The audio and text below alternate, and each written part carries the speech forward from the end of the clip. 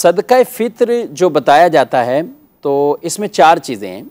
गंदुम है, अब गंदुम के अंदर आटा, ये सब इसी तरह जौ है, किशमिश है और खजूरें हैं।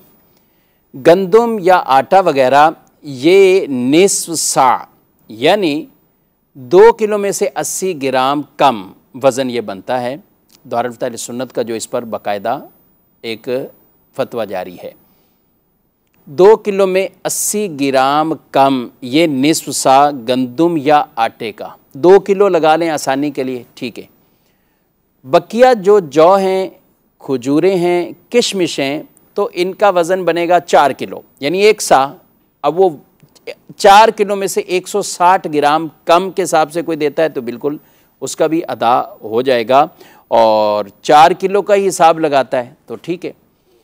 यानी मुख्तसर ये है, खुलासा कलाम ये है कि गंदुम, आटा ये 2 किलो और किशमिश, खजूरें और जौ ये 1 सा यानी 4 किलो। 4 किलो में से 160 ग्राम कम, इतने वज़न की जो मालियत है वो सदका फ़ित्र बयान किया जाता है। लिहाजा आप अपने उस मुल्क के एतबार से, अपनी जगह के एतबार से जो इसकी मालियत बनती हो तो उस तरीके से आप सदका फ़ित्र वो अदा करें। बाज़ एक ख़ास ऐलान भी कर दिया जाता है, अमाउंट बता भी दिया जाता है, लेकिन फिर भी लोग पूछते हैं कि हम इससे कम क्वालिटी वाले या हम इससे ज़्यादा अच्छा वो खाते हैं, तो ठीक है आप उसके मुताबिक अदा करें। बेहतर यही कि अल्लाह की राह में जो जा रहा है अच्छी से अच्छी क्वालिटी वाला वो आप सदका फ़ित्र अदा करें। हर साल आटे के हिसाब से देते हैं, कोशिश करें किशमिश की तरफ आएँ, खजूर की तरफ आएँ, जौ की तरफ आएँ।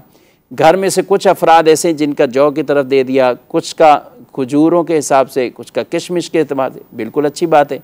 तो इस तरह अल्लाह की राह में जितना अच्छा माल और ज़्यादा माल खर्च करेंगे उतना ही ज़्यादा सवाब भी हासिल होगा, और ये हमारे रोज़ों के लिए पाकीज़गी की इसकी जो बिशारत अता फ़रमाई वो भी इंशाअल्लाह नसीब होगी। अल्लाह पाक खुश दिली के साथ सदका फ़ित्र हम सब को अदा करने की तौफ़ीक अता फ़रमाए।